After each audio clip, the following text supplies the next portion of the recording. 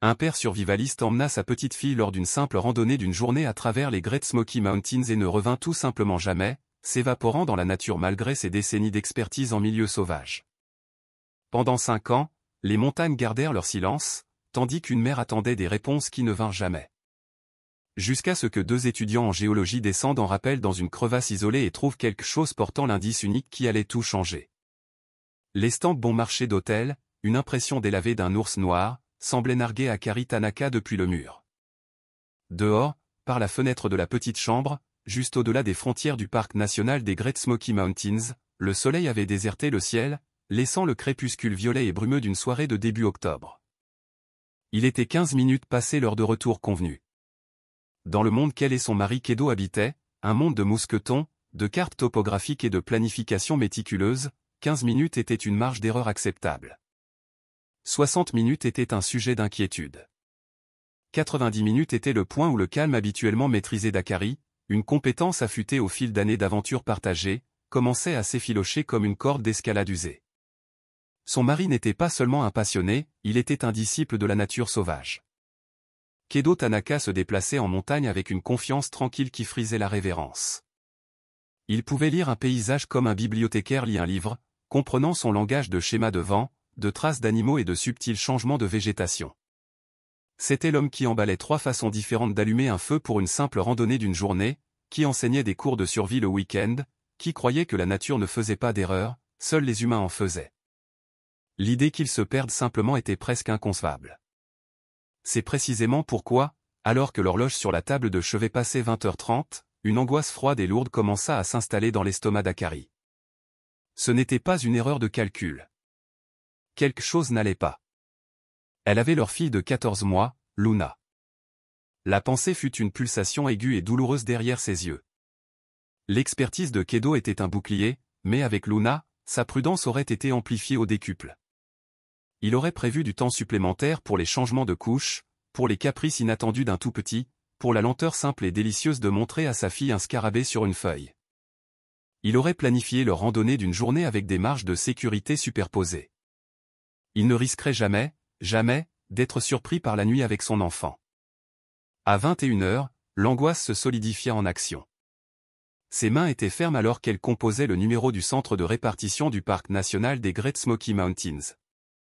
Elle avait refusé des congés de son propre travail d'architecte paysagiste, une décision qui semblait maintenant un cruel tour du destin. Ce voyage était censé être une expérience spéciale de lien père-fille. Maintenant, elle était seule dans une chambre d'hôtel stérile, expliquant à une voix calme et désincarnée que son mari, l'expert, et son bébé étaient portés disparus. Elle raconta méthodiquement les détails. Kedo Tanaka, 34 ans. Luna Tanaka, 14 mois. Leur véhicule, une Subaru grise, était toujours sur le parking de l'hôtel. Son itinéraire prévu était un sentier moins fréquenté, mais bien établi, du côté de la Caroline du nord du parc. Il était censé être de retour à 19h au plus tard. L'information la plus vitale qu'elle possédait était sur son téléphone. Elle transféra le dernier message qu'elle avait reçu, envoyé ce matin-là. C'était un éclat de vie numérique du sentier, une poignée de photos et 2 courts clips vidéo. Dans l'une des vidéos, on pouvait entendre la voix de Kedo, douce et joyeuse, montrant un cerf à une Luna qui gazouillait. Mais le point d'ancrage du message, l'image qui allait bientôt devenir le visage public de la disparition, était un selfie. Kedo y rayonnait, son visage encadré par un bonnet en tricot vert vif et un cache-cou assorti. Ses lunettes de soleil reflétaient la dense canopée d'arbres et un mince filet de ciel bleu éclatant. Sur son dos, niché dans le cocon rouge vif d'un porte-bébé de pointe, se trouvait Luna, ses grands yeux curieux regardant sous le bord d'un chapeau de soleil pâle. Ils avaient l'air heureux, en bonne santé et parfaitement à l'aise dans leur élément. Ils faisaient bon chemin. Le texte d'accompagnement disait « Les montagnes se montrent sous leur meilleur jour aujourd'hui. Je t'aime ». Au poste de garde forestier de Sugarland du parc, le rapport atterrit sur le bureau du ranger Valerius H. Vétéran avec près de 30 ans de service, H avait un visage marqué comme les affleurements de granit du parc. Il avait vu toutes sortes de problèmes que les Smokies pouvaient offrir, des touristes en tonnes se perdant à 100 mètres de leur voiture, aux randonneurs expérimentés disparaissant sans laisser de traces. Il prenait chaque appel au sérieux. Mais un rapport impliquant un expert et un enfant portait un poids unique. Lorsqu'un amateur a des problèmes, la cause est souvent prévisible. Lorsqu'un expert comme Kedo Tanaka devenait silencieux, cela suggérait l'intervention de quelque chose de soudain, puissant et impitoyable. Alors qu'il regardait le selfie souriant sur son moniteur, les couleurs vives et joyeuses de l'équipement de la famille contrastaient fortement avec l'obscurité grandissante à l'extérieur. La recherche, savait-il, devait commencer immédiatement. Le temps pressait, et dans la vaste nature sauvage et indifférente des Smoky Mountains, le temps était la seule ressource qu'il ne pouvait pas se permettre de gaspiller. Les premières 72 heures de la recherche de Kedo et Luna Tanaka furent un assaut soigneusement orchestré contre une nature sauvage peu coopérative. Le parc national des Great Smoky Mountains mobilisa ses ressources avec une efficacité éprouvée, établissant un poste de commandement des opérations étendu au début du sentier où Kedo était censé avoir commencé.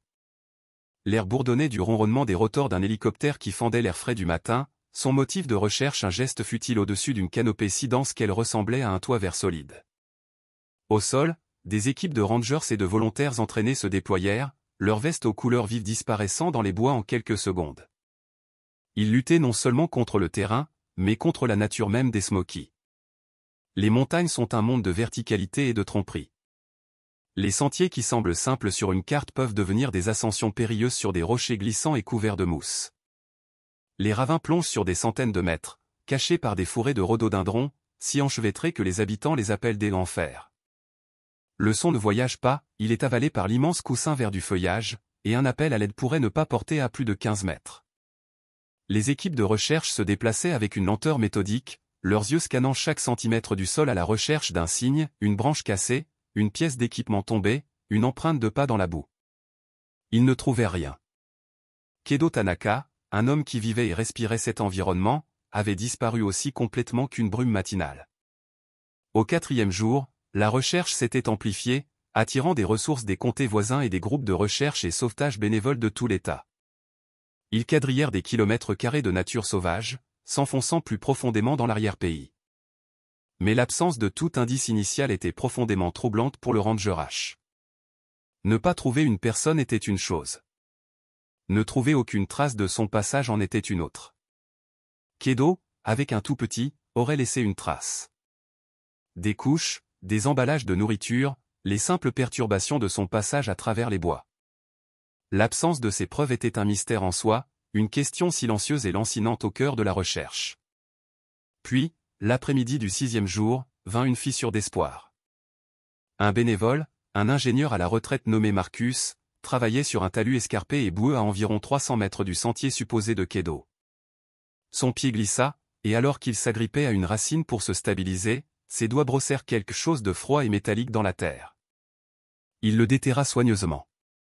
C'était une boussole en laiton, lourde et ornée, son cadran en verre fissuré et son aiguille figée. Elle était clairement ancienne, une relique d'une autre époque, mais c'était un objet tangible dans une recherche qui n'avait jusqu'alors produit que du vide. La découverte provoqua une onde d'excitation au poste de commandement. La boussole fut apportée au Ranger H, qui l'examina sous une lampe vive. C'était une belle pièce d'histoire non fonctionnelle, et elle déclencha une théorie convaincante et, à l'époque, parfaitement logique. Kedo était un expert, un survivaliste. Et si son GPS moderne, son téléphone, avait échoué?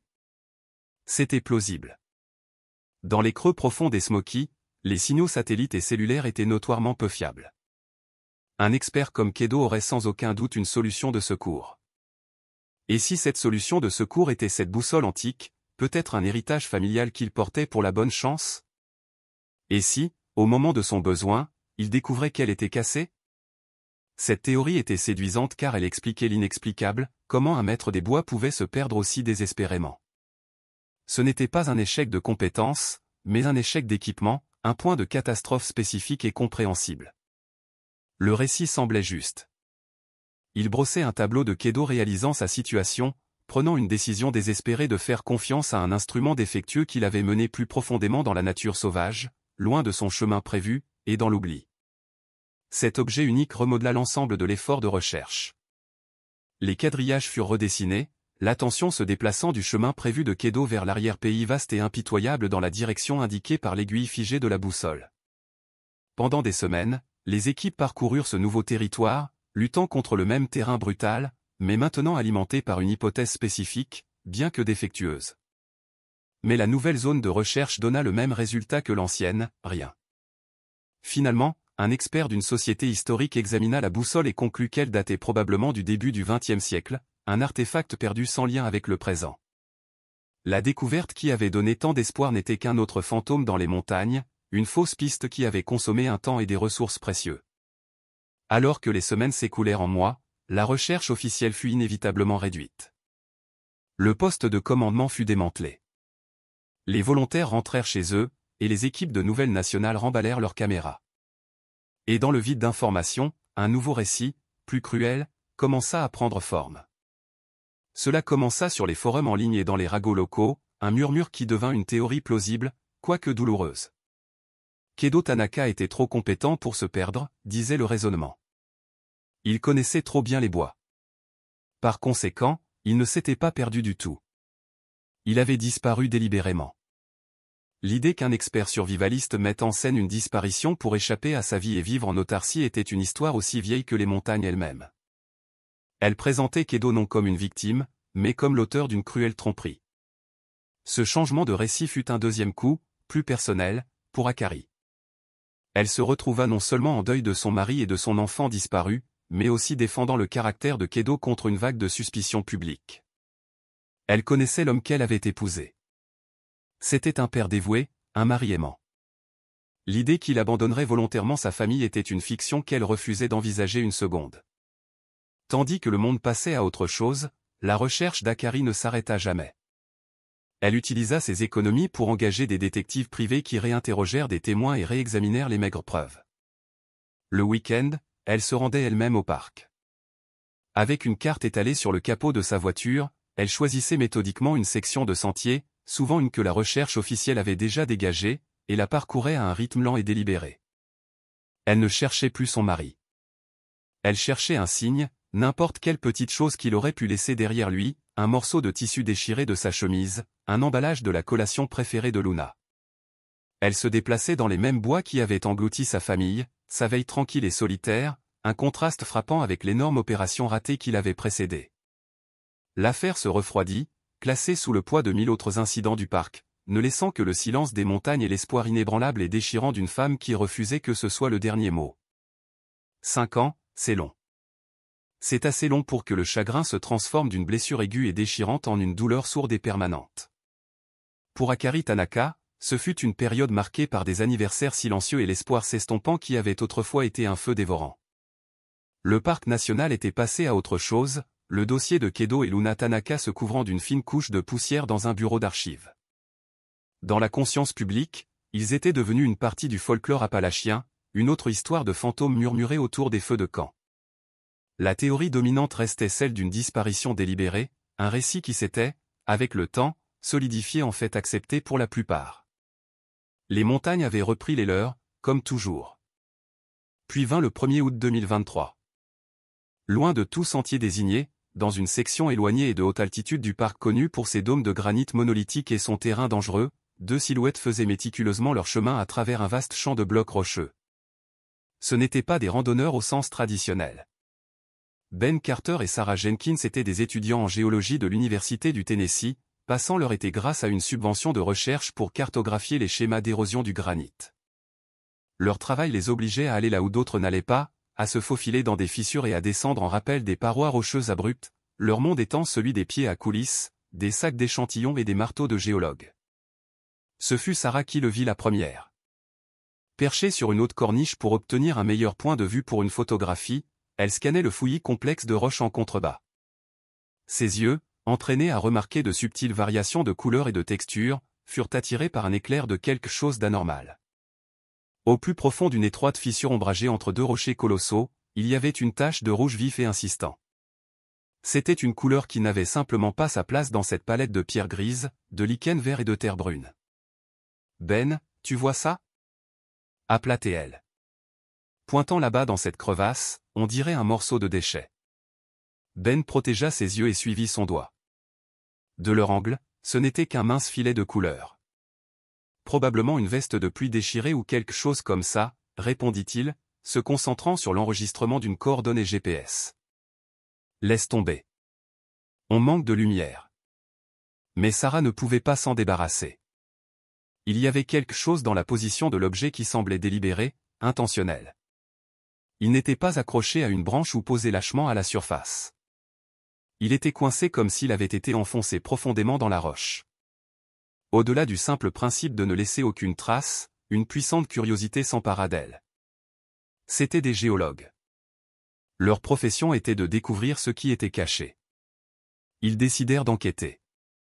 Accéder à la crevasse fut un défi. Ils durent installer un ancrage temporaire et descendre en rappel d'environ 9 mètres le long de la paroi rocheuse jusqu'à une corniche étroite et précaire. La fissure était sombre et fraîche, l'air immobile et sentant la pierre humide. Elle mesurait environ 90 cm de large en haut, se rétrécissant en descendant. Et là, à environ 1,50 m sous la corniche où il se tenait, se trouvait la source de la couleur rouge. Ce n'était pas une veste. C'était un sac à dos. Plus précisément, c'était un sac à dos porte-bébé structuré haut de gamme, le genre que les parents randonneurs sérieux utilisent. Son tissu rouge vif était comprimé, serré fermement par les parois de granit inébranlables. Des sangles noires et des boucles étaient visibles, ainsi que le cadre rembourré conçu pour le confort d'un enfant. La vue fut immédiatement choquante. Une pièce d'équipement aussi chère n'était pas quelque chose qu'une personne jetterait négligemment, et son emplacement était déconcertant. Ce n'était pas un endroit sur lequel on pouvait simplement tomber.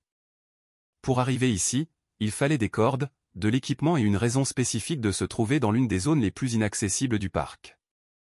Qui aurait bien pu jeter ça ici ? Se demanda Ben à voix haute, sa voix résonnant légèrement dans l'espace clos. Ce truc coûte probablement 5 cents. Peut-être qu'il est tombé, suggéra Sarah. Mais même en le disant, cela ne lui semblait pas juste. La crevasse était trop étroite, trop protégée. Ils passèrent l'heure suivante à une extraction frustrante et délicate. Ben dut se baisser davantage dans la fissure, son corps calé contre la roche froide tandis que Sarah le guidait d'en haut. Le sac à dos était coincé avec une force incroyable. Ils durent le balancer doucement d'avant en arrière, le libérant lentement de l'emprise du granit. Finalement, avec une grande poussée, Ben le libéra. Il était étonnamment lourd, pas seulement parce qu'il était humide, mais comme s'il contenait plus que son propre poids. Ils le hissèrent sur la corniche, les mains sales et les bras endoloris. Une fois au grand jour, ils l'examinèrent de plus près. Il était vieilli, certes, mais non détruit. Le tissu rouge était délavé par endroits, mais largement intact. Les boucles étaient ternies, mais fonctionnelles. C'était un objet étrange et solitaire à trouver dans un endroit aussi sauvage. Leur première pensée fut de le laisser, mais cela semblait mal. C'était une pièce significative de débris fabriqués par l'homme dans un environnement autrement immaculé. Ils prirent la décision de l'emporter. C'était un fardeau encombrant et maladroit en plus de leur propre équipement, et la marche de retour à leur véhicule les mena bien jusqu'au soir. Le lendemain matin, ils se rendirent au poste de garde forestier de Sugarland. Ils portèrent le sac à dos rouge et le posèrent sur le comptoir, expliquant où ils l'avaient trouvé. Le ranger de garde était un homme âgé aux yeux fatigués et dont l'étiquette de nom indiquait H. Il écouta patiemment leur histoire, hochant la tête tandis qu'il décrivait l'endroit éloigné et la difficulté de l'extraction. Mais alors qu'il regardait le sac à dos, un scintillement de quelque chose changea dans son expression. Un souvenir profond et dormant s'éveillait. La teinte spécifique de rouge, la marque. Il avait déjà vu ce sac à dos, non pas en personne, mais sur une photographie. Une photographie qui avait été scotchée au-dessus de son bureau pendant la majeure partie d'une année, 5 ans auparavant. Une photo d'un homme souriant avec un chapeau vert et un bébé aux yeux grands et curieux. Le ranger Valerius H. ressentit un frisson froid qui n'avait rien à voir avec la climatisation du poste. Il se tourna vers son ordinateur, ses doigts bougeant avec une urgence soudaine. Il navigua à travers les archives numériques jusqu'au dossier d'affaires classé. Il tapa un nom, T. A. N. A. K. A. Le dossier s'ouvrit et la première chose qui apparut à l'écran fut le selfie. Kedo et Luna. Et sur le dos de Kedo, le porte-bébé rouge vif. C'était une correspondance exacte. Il regarda de l'écran à l'objet taché de boue et vieilli sur son comptoir et de nouveau à l'écran. « Où avez-vous dit que vous aviez trouvé ceci ?» demanda-t-il, sa voix basse et sérieuse. L'affaire classée n'était plus froide. Elle venait d'être grand ouverte par 2 étudiants en géologie qui avaient simplement décidé de ne pas laisser un déchet dans la nature. La redécouverte du porte-bébé rouge envoya une charge électrique à travers les calmes couloirs du service des parcs nationaux et des agences locales d'application de la loi qui avaient assisté à l'affaire originale. Un objet manquant depuis 5 ans s'était matérialisé de l'un des coins les plus reculés du parc. C'était le premier lien tangible avec Kedo et Luna Tanaka depuis le jour de leur disparition. Le sac à dos fut immédiatement traité non comme un objet trouvé, mais comme une preuve cruciale. Il fut soigneusement mis en sac, étiqueté et transporté au laboratoire médico-légal du bureau d'enquête du Tennessee à Knoxville. L'affaire fut assignée au Dr Vance. Elle n'était pas une scientifique légiste typique. Sa spécialité était une intersection unique d'anthropologie forensique et de sciences des matériaux. C'était la personne qu'ils appelaient lorsque le comment et le quand étaient tout aussi importants que le quoi. Son laboratoire ressemblait moins à une unité de scène de crime et plus à un centre de recherche universitaire, rempli de microscopes, de spectromètres de masse et de chambres climatisées. Elle fut chargée de faire parler le sac à dos. Qu'avait-il traversé? Où avait-il été? Et pendant combien de temps? Le docteur Vance et son équipe commencèrent un examen méthodique et minutieux. Ils photographièrent chaque angle, chaque tache, chaque déchirure. Ils prélevèrent des échantillons microscopiques du tissu de nylon, des coutures en polyester, du rembourrage en mousse à cellules fermées et des boucles en plastique. Ils analysèrent la saleté et la matière organique piégée dans ces coutures. Ce ne fut pas un processus rapide. Ce fut une lente déconstruction scientifique. À mesure que les résultats des différents tests commencèrent à arriver, une image déroutante et profondément contre-intuitive commença à émerger. L'hypothèse initiale partagée par tous, y compris le ranger H, était que le sac à dos avait été coincé dans cette crevasse rocheuse pendant toute la période de 5 ans. Cela semblait la seule explication logique. Mais la science racontait une histoire différente. La première anomalie fut l'analyse de la dégradation UV. La couleur rouge vive du sac à dos, bien que délavée, était beaucoup trop vive. L'équipe du Dr Vance utilisa un spectromètre pour mesurer la décomposition chimique des colorants dans les fibres de nylon. Ils comparèrent les résultats à des modèles d'échantillons du même matériau qui avaient été soumis à une exposition contrôlée à long terme au soleil. La conclusion était inéluctable. Le sac à dos n'avait vu au plus que plusieurs mois de soleil direct, pas 5 ans. S'il avait été dans cette crevasse exposée et de haute altitude pendant une demi-décennie, le rayonnement ultraviolet incessant du soleil aurait délavé le rouge en un rose ou orange pâle et délavé. Vint ensuite l'analyse de la résistance à la traction du tissu. Les sangles et les coutures en nylon, bien que montrant une certaine usure, étaient encore remarquablement solides. Une exposition prolongée aux éléments, le cycle de gel et de dégel, l'humidité constante, le vent, auraient rendu les fibres synthétiques cassantes. Pourtant, les échantillons du sac à dos conservaient une quantité surprenante de leur intégrité originale. Ils n'avaient pas été soumis à 5 ans de rigueur climatique des Appalaches. La preuve la plus convaincante vint du rembourrage en mousse à l'intérieur des bretelles et de la ceinture lombaire. Le docteur Vance coupa une petite section discrète de l'intérieur du rembourrage. Elle était presque parfaitement conservée. Il n'y avait aucun signe de décomposition microbienne, de moisissure ou d'engorgement qui serait inévitable s'il avait été assis dans une crevasse humide, imbibée à plusieurs reprises par la pluie et la fonte des neiges. La structure interne de la mousse était sèche et stable. Le docteur Vance compila ses conclusions dans un rapport qui provoqua des ondes de choc à travers la nouvelle enquête. Elle déclara avec un haut degré de certitude scientifique que le sac à dos n'avait pas pu se trouver dans cette crevasse rocheuse pendant 5 ans. Ce n'était tout simplement pas possible. La preuve physique était claire et univoque. Pendant la grande majorité du temps où Kedo et Luna étaient portés disparus, le sac à dos avait été gardé dans un environnement protégé, un endroit sombre, sec et à température relativement stable. Cette révélation renversa complètement l'enquête. La crevasse n'était pas le lieu de repos final. C'était un point de livraison. Le sac à dos n'avait pas été sur le site de la découverte. Il y avait été transporté. Mais comment? L'endroit était éloigné, inaccessible. Aucune personne ne l'aurait transporté là-bas pour ensuite le coincer entre 2 rochers. La réponse devait résider dans une force de la nature. Les enquêteurs, menés par un ranger H perplexe, se tournèrent vers un autre groupe de scientifiques, les météorologues et hydrologues du parc eux-mêmes. Ils posèrent une nouvelle question, a-t-il eu un événement naturel qui aurait pu déplacer un objet de cette taille et de ce poids et le déposer dans cette crevasse spécifique? L'équipe commença une recherche exhaustive des relevés météorologiques de la dernière année, à la recherche de tout événement météorologique extrême localisé à ce secteur du parc. Ils le trouvèrent.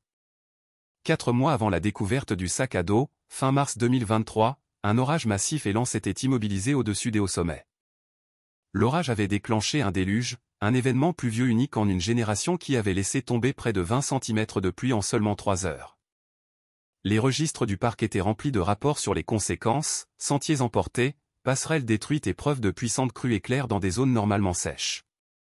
La théorie des inondations commença à se cristalliser. C'était la seule explication qui correspondait à tous les faits. Le sac à dos avait été stocké en toute sécurité dans un endroit protégé pendant des années. Puis la tempête arriva. Les eaux de crue éclairent. Un torrent déchaîné et puissant doit avoir traversé sa cachette, l'arrachant de son sanctuaire. L'inondation l'aurait transporté en aval, le faisant rouler à travers la nature sauvage avec des rochers, des troncs et d'autres débris jusqu'à ce que, les eaux se retirant, il soit violemment coincé dans l'étroite crevasse où les étudiants en géologie l'avaient trouvé. Cette nouvelle compréhension changea tout. Le mystère n'était plus ce qui était arrivé à Kedo et Luna, mais où ce sac à dos avait-il été caché pendant 5 ans? La recherche avait une nouvelle direction. Il devait arrêter de regarder le sol et commencer à regarder l'eau. Il devait penser comme une crue, remonter le chemin de l'eau en amont depuis le point de découverte vers le cœur sauvage et inconnu des montagnes. La théorie des inondations, aussi radicale qu'elle puisse paraître, était la seule qui réconciliait l'analyse médico-légale du docteur Vance avec la découverte du sac à dos. Elle transforma l'enquête d'une affaire classée en un casse-tête hydrologique actif. Le porte-bébé rouge n'était plus seulement une preuve. C'était un marqueur de dérive, un messager silencieux délivré par un événement météorologique cataclysmique. Le défi était maintenant de reconstituer son trajet à l'envers. Le Ranger Valerius H assembla une équipe spécialisée, non pas de pisteurs, mais de géologues et d'hydrologues du parc, des scientifiques qui comprenaient la puissance violente et créative de l'eau dans un paysage montagneux. Leur première étape fut de déplacer leurs opérations d'une table de cartes traditionnelle à un terminal informatique puissant. À l'aide de données LIDAR, Light Detection and Ranging, détaillées, qui fournissent un modèle 3D hyper précis du terrain, ils commencèrent à reconstruire numériquement la crue éclair. Ils alimentèrent l'ordinateur avec toutes les variables connues, l'emplacement de la crevasse où le sac à dos avait été trouvé, les données pluviométriques de la tempête de mars, les niveaux de saturation du sol et la topographie connue de la région. Le but était de créer une simulation sophistiquée capable de modéliser les trajectoires d'écoulement probables des eaux de crue. C'était une nouvelle frontière pour une affaire de personnes disparues. Ils ne cherchaient pas des empreintes de pas ou des cercles de feu de camp. Ils cartographiaient la dynamique des fluides. Les modèles informatiques commencèrent à générer des diagrammes ramifiés complexes qui ressemblaient aux nervures d'une feuille, les superposant sur la carte topographique. C'étaient les rivières fantômes potentielles qui avaient fait rage à travers le parc pendant quelques courtes et violentes heures. Chaque ligne représentait un chemin que le sac à dos aurait pu prendre. L'équipe travailla à réduire les possibilités. Ils calculèrent le poids et la flottabilité du sac à dos gorgé d'eau, en tenant compte de sa tendance à s'accrocher ou à rouler plutôt qu'à flotter librement. Cela leur permit d'éliminer des centaines de chemins d'écoulement plus petits et moins puissants. L'objet était suffisamment lourd pour avoir probablement été transporté par un canal primaire à grande vitesse. Lentement, minutieusement, la toile des possibilités commença à se rétrécir. Après des jours de simulation et de recoupement des données, les modèles pointaient constamment vers une source spécifique, un bassin versant accidenté et aux parois abruptes à plusieurs kilomètres en amont du site de découverte. C'était un bassin versant en forme de V, un entonnoir naturel pour l'eau de pluie, connu sur les anciennes cartes du parc sous le nom sinistrement descriptif de bassin du chagrin de la veuve. La zone était un cauchemar de cartographes, un fouillis chaotique de falaises, d'éboulements et de végétation presque impénétrable.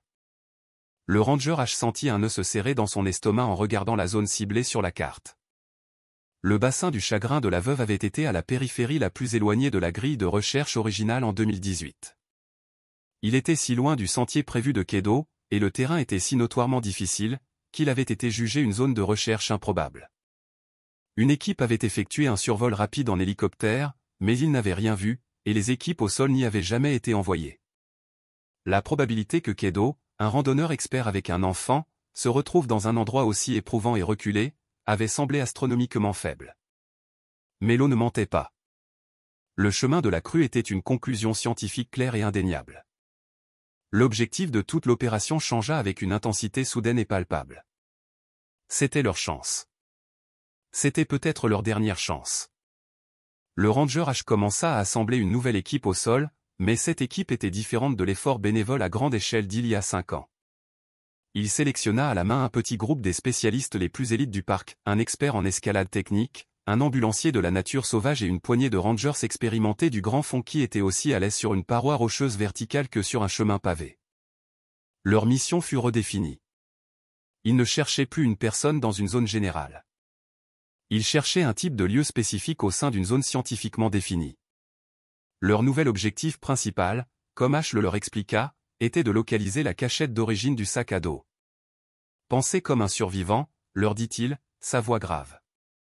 Si vous étiez blessé, si vous aviez besoin de vous abriter des éléments avec un enfant, où iriez-vous? Nous ne cherchons pas n'importe où.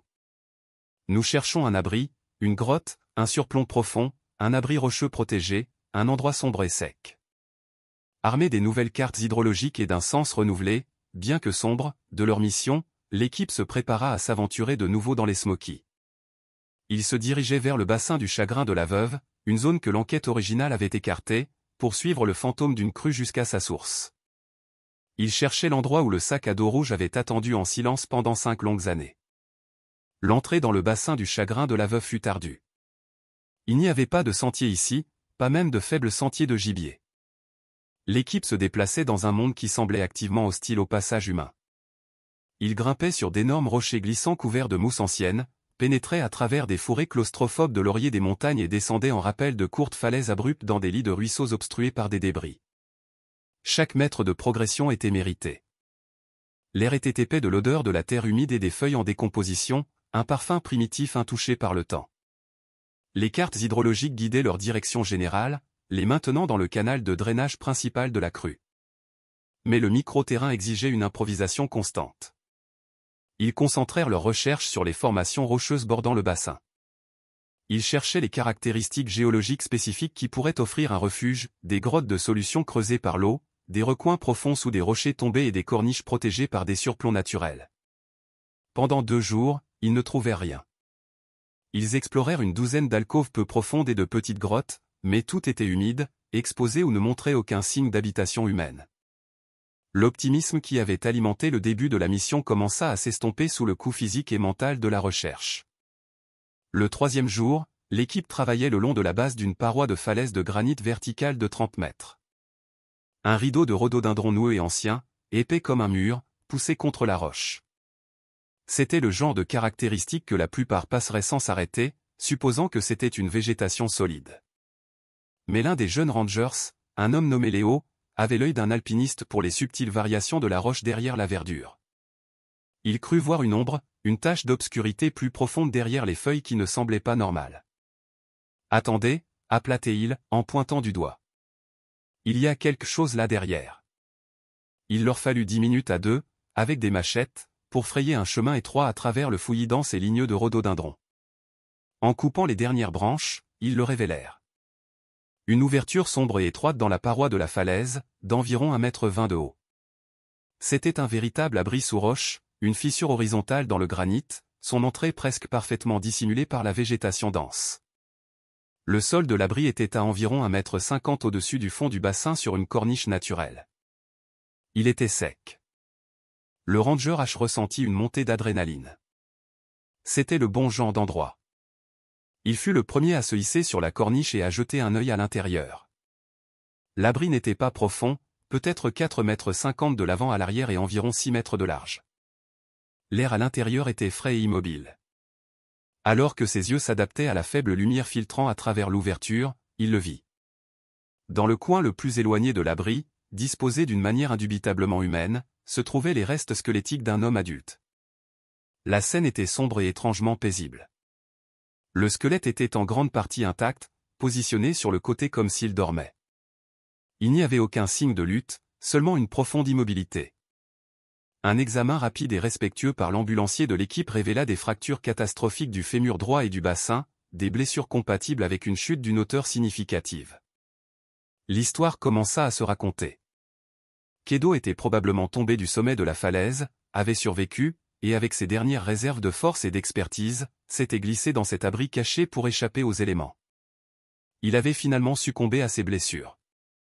Une comparaison ultérieure avec les dossiers dentaires fournirait la confirmation définitive et déchirante. Les restes appartenaient à Kedo Tanaka. L'équipe procéda à une fouille lente et respectueuse du petit espace. Ils trouvèrent les restes déchirés des vêtements de Kedo et la structure métallique rouillée de son sac à dos à cadre interne, son tissu ayant depuis longtemps été consommé par les insectes et les rongeurs. Mais de Luna, ou du porte-bébé rouge qui avait déclenché ce dernier chapitre, il n'y avait aucun signe. L'abri contenait l'histoire des derniers jours de Kedo. Mais il semblait que le sort de Luna était un chapitre distinct et toujours manquant. Alors que l'équipe médico-légale commençait son travail méticuleux, documentant et collectant soigneusement les restes, l'un des techniciens, tamisant le sol de terre compacté près de l'entrée, sentit sa truelle heurter quelque chose de dur. Ce n'était pas une roche. Il brossa soigneusement la terre. L'objet était métallique, sombre de corrosion, et avait un court manche en bois. En le libérant de la terre, il réalisa que c'était une sorte d'outil. C'était une petite houe forgée à la main avec une lame distincte et incurvée. Elle était lourde et grossièrement fabriquée, clairement pas un équipement de randonnée moderne et léger. C'était un outil conçu pour creuser, pour faire levier. Le ranger H s'approcha pour regarder. Il s'agenouilla, ses vieux genoux protestants, et examina l'objet. La caractéristique la plus particulière était le manche. Il était enveloppé d'un motif complexe, presque décoratif, avec du ruban isolant électrique vert délavé. L'enveloppement était précis et unique. H avait vu des milliers de pièces d'équipement dans sa carrière, légales et illégales. Mais celle-ci était différente. Il fixa l'outil, une froide reconnaissance commençant à se glisser dans son esprit. Il avait déjà vu ce style exact d'enveloppement, des années auparavant, sur de l'équipement qu'il avait confisqué à un couple local qu'il avait rencontré à plusieurs reprises pour des infractions au parc. Des choses mineures comme camper sans permis, mais il portait toujours des outils comme celui-ci. Ils étaient soupçonnés d'être des braconniers de ginseng. L'outil était un sango, un instrument utilisé exclusivement pour la récolte illégale de ginseng américain sauvage, une racine plus précieuse au poids que l'or sur certains marchés. Et il n'appartenait absolument pas à Kedo Tanaka. La découverte du sango brisa le récit de l'accident tragique. Kedo n'avait pas été seul. Quelqu'un d'autre avait été ici dans cet abri. L'enquête, qui venait de trouver une résolution, renaissait instantanément avec une foule de nouvelles questions terrifiantes. Ce n'était plus seulement une mission de recherche et de sauvetage qui s'était terminée en tragédie. C'était devenu une scène de crime potentiel. La découverte du sango fut comme une clé tournant dans une serrure dont personne ne soupçonnait l'existence. Elle altéra fondamentalement et irrévocablement le récit de la mort de Kedo Tanaka. Il n'était plus une victime solitaire de l'indifférence des montagnes. Il avait de la compagnie dans ses derniers instants. L'orientation de l'enquête pivota avec une rapidité fulgurante, passant d'une tragédie à un homicide potentiel, ou du moins, à une affaire criminelle impliquant un défaut de porter assistance. L'abri sous roche fut scellé, et une équipe médico-légale complète fut amenée par hélicoptère pour traiter chaque centimètre carré du site. La pièce maîtresse de la preuve était là-haut. Dans l'environnement stérile du laboratoire, elle fut analysée pour les empreintes et l'ADN. Mais des années dans le sol humide n'avaient rien donné de concluant. Sa véritable valeur résidait dans sa construction unique, spécifiquement le manche. Le souvenir du ranger H de l'enveloppement distinctif en ruban isolant vert devint la piste la plus importante de l'affaire relancée. Il passa des heures dans les archives de preuves poussiéreuses du parc, sortant de vieux dossiers sur des braconniers connus et des individus cités pour des activités illégales dans le parc vers la période de 2018. Le braconnage du ginseng est un commerce secret et souvent générationnel dans les Appalaches. C'est une entreprise au comptant basée sur la connaissance locale et une profonde méfiance envers l'autorité. Les braconniers sont notoirement difficiles à attraper. Ils connaissent les bois aussi bien que les rangers, se déplacent comme des fantômes et laissent peu de traces. Mais ils ont souvent des habitudes distinctives, une certaine façon de faire un nœud, une préférence pour une marque particulière de tabac sans fumée, ou dans ce cas, une façon unique d'envelopper un manche d'outils. Après 2 jours à éplucher des documents vieillis et des polaroids fanés d'équipements confisqués, H la trouva. Un dossier de 2016, une citation mineure pour un feu de camp illégal. Les sujets étaient un couple local, Quentin et Isla Mayfair. Agrafée au rapport se trouvait une photo de l'équipement qu'ils avaient avec eux, un petit sac, une gourde et un outil de creusage avec un manche enveloppé exactement du même motif de ruban isolant vert. C'était une correspondance indéniable. Les Mayfair étaient connus d'Ash, mais pas pour des choses majeures. Ils faisaient partie du tissu régional de familles farouchement indépendantes, souvent appauvries, qui vivaient à la périphérie du parc et considéraient parfois ses ressources comme les leurs. Ils étaient soupçonnés de braconnage depuis des années, mais étaient trop intelligents pour être jamais pris avec une quantité significative de ginseng. L'enquête avait maintenant des noms. Une recherche dans les registres publics révéla que Quentin et Isla Mayfair avaient brusquement vendu leur petite propriété louée et déménagé hors de l'État au printemps 2019, environ 6 mois après la disparition de Kedo et Luna. Le timing était profondément suspect. Cela ressemblait moins à une simple relocalisation et plus à une fuite. Les enquêteurs du bureau d'enquête du Tennessee prirent le relais, utilisant des miettes de pain numériques pour suivre le chemin du couple. Ils avaient déménagé d'abord en Virginie occidentale, puis dans un coin rural du Kentucky. Leur trace n'était pas délibérément cachée, mais elle était faible, la trace de personnes vivant en marge, payant en espèces et évitant la documentation officielle. Après plusieurs semaines de travail minutieux, ils furent localisés. Les Mayfair vivaient dans une petite maison délabrée au bout d'un long chemin de terre dans un comté isolé de l'est du Kentucky. Et ils n'étaient pas seuls.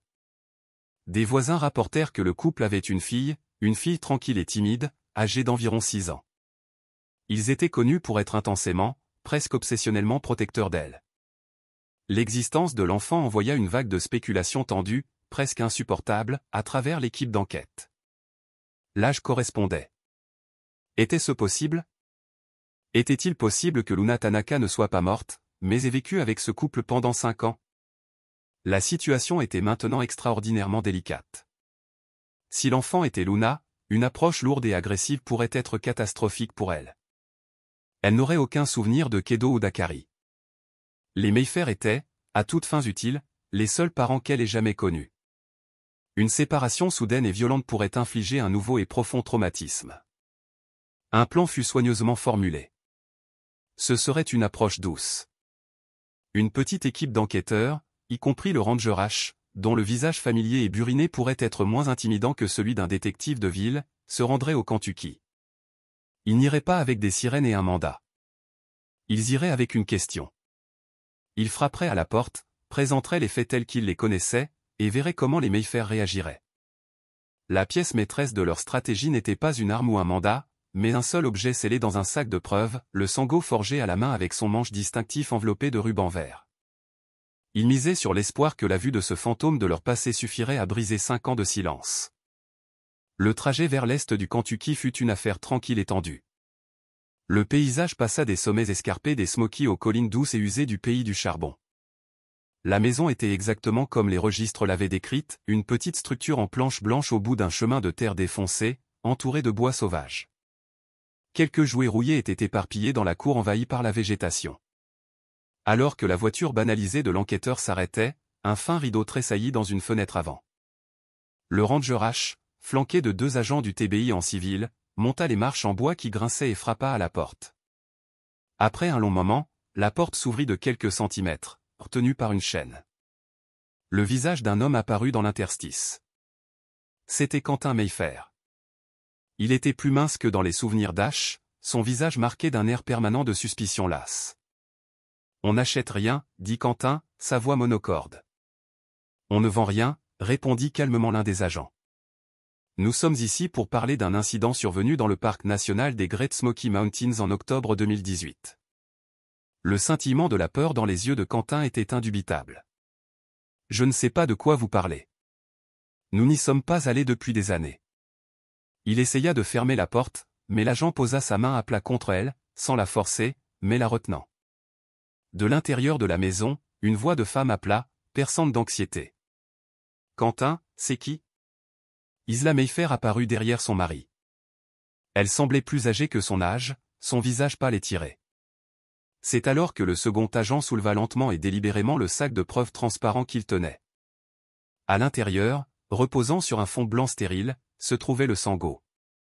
Le ruban isolant vert délavé semblait briller d'une histoire non dite. L'effet sur Isla fut instantané et dévastateur. La couleur quitta son visage. Sa main vola à sa bouche, et un sanglot étouffé s'échappa de ses lèvres.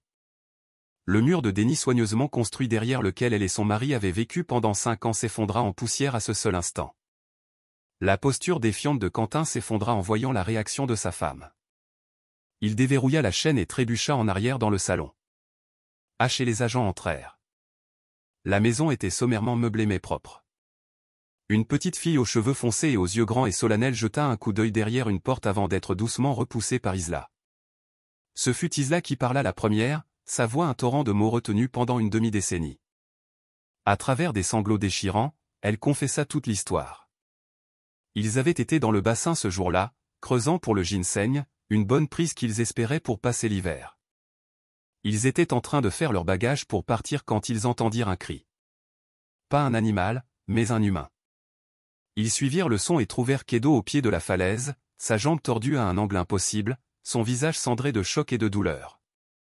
Et à côté de lui, enveloppé dans sa veste, le bébé Luna, pleurant de froid et de peur, mais miraculeusement indemne. Kedo, délirant et sachant qu'il était en train de mourir, les supplia, non pas pour lui-même, mais pour sa fille. « Sauvez-la » avait-il imploré, poussant le bébé vers eux. « S'il vous plaît, prenez-la. Sauvez mon bébé. » Ils paniquèrent. Ils étaient là illégalement.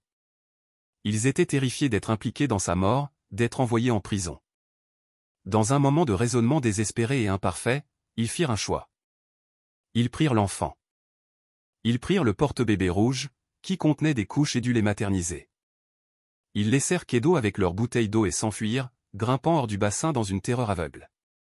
Dans leur hâte, Quentin avait laissé tomber son sango dans l'abri. Ils ne s'en rendirent compte qu'à des kilomètres de là. Ils roulèrent toute la nuit, le bébé silencieux et aux grands yeux sur la banquette arrière. Ils se dirent qu'ils la déposeraient à l'hôpital ou à l'église, mais ils ne le firent jamais. Les jours se transformèrent en semaines. Ils étaient pauvres, sans enfants, et étaient tombés dans un amour étrange et désespéré pour la petite fille qui était tombée dans leur vie. Ils lui donnèrent un nouveau nom, la élevèrent comme la leur, et vécurent chaque jour sous l'ombre de ce qu'ils avaient fait. Quentin et Isla Mayfair furent placés en garde à vue sans résistance. Leur fille fut doucement placée sous la garde des services de protection de l'enfance, une spécialiste expliquant que ses parents devaient partir un moment. Un échantillon d'ADN fut prélevé de l'enfant et envoyé d'urgence pour analyse. L'appel arriva à Akari Tanaka 2 jours plus tard. La voix à l'autre bout de la ligne lui dit que les restes de son mari avaient été retrouvés. Mais avant qu'elle ne puisse pleinement assimiler cette vague de chagrin ancien et familier, la voix lui délivra une seconde nouvelle, impossible. Ils avaient retrouvé sa fille. Luna était vivante. L'affaire était officiellement résolue. Mais pour Akari, un nouveau voyage profondément complexe ne faisait que commencer. Les retrouvailles dont elle avait rêvé pendant des années seraient avec une fille de 6 ans qui ne la connaissait pas. Une enfant dont le monde entier était sur le point d'être bouleversé. Justice avait été rendue, mais la résolution était une mosaïque de tristesse et d'espoir, un témoignage des conséquences durables et complexes d'une seule décision paniquée prise au cœur solitaire des Great Smoky Mountains.